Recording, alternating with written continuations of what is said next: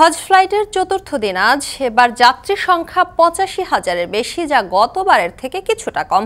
এবছর হজ যাত্রীদের পরিবহন করবে বিমান বাংলাদেশ এয়ারলাইন্স, সৌদিয়া এবং ফ্লাইনাস এয়ারলাইন্স। এ বিষয়ে আরো জানাতে এই মুহূর্তে আশকোনা হজ ক্যাম্প থেকে যোগ দিচ্ছেন সহকর্মী আসিফ ইকবাল। সরাসরি চলে যাচ্ছি তার কাছে।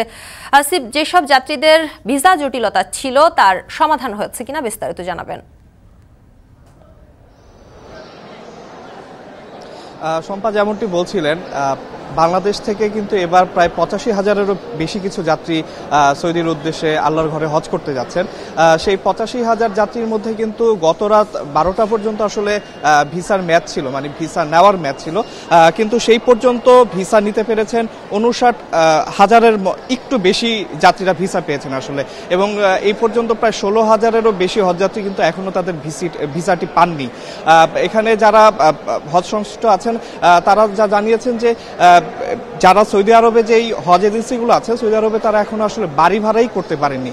সেই জন্যই আসলে সৌদি যে ঢাকা দূতাবাস আছে তারা আসলে হজযাত্রীদের ভিসাগুলো দিচ্ছেন না। এখন পর্যন্ত যা জানা গেছে, সৌদি দূতাবাস থেকে আসলে দুইবার কিন্তু মেয়াদ বাড়ানো হয়েছিল ভিসার, কিন্তু দুইবারই এই এজেন্সিগুলো আসলে ভিসা বাড়ি ভাড়া করতে ব্যর্থ হয়। আসলে এই ১৬,০০০ যাত্রীদের হজযাত্রীর ভিসা কিন্তু এখনো আটকে আছে। কালকে আরেক দফায় মেয়াদ বাড়ানোর জন্য আবেদন করা হয়েছে।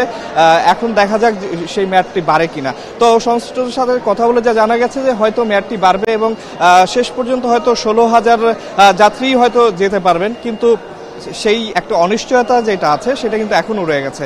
আর এখানকার হজ ক্যাম্প পরিচালক যেটি জানিয়েছেন যে যারা যে এজেন্সিগুলো আসলে বাড়ি ভাড়া করতে ব্যর্থ হয়েছে তাদের ব্যর্থতার কারণটা কি সেটা তারা অনুসন্ধান করবে এবং যদি এখানে তাদের কোনো ব্যর্থতা থাকে সেই ব্যর্থতার ইয়েতে কিন্তু তাদের বিরুদ্ধে শাস্তিমূলক ব্যবস্থাও নেওয়া হবে। আর আমরা এখানে হাজি ক্যাম্পে, আশকোনা হাজি ক্যাম্পে সকাল থেকেই আছি। এখানে আমরা দেখছি যে যাত্রীরা আসলে সুশৃঙ্খলভাবে আসলে তাদের সব ফর্মালিটিস বা সব আনুষ্ঠানিকতা শেষ করে কিন্তু তারা যাচ্ছেন। আজকে কিন্তু ঢাকা থেকে প্রায় ৮টি ফ্লাইটে প্রায় ৩২০০ যাত্রী কিন্তু সৌদির উদ্দেশ্যে যাত্রা করছেন। এই ছিল আমার কাছে সর্বশেষ। শম্পা, হজ ফ্লাইটের খবর জানাচ্ছিলেন সহকর্মী আসিফ ইকবাল।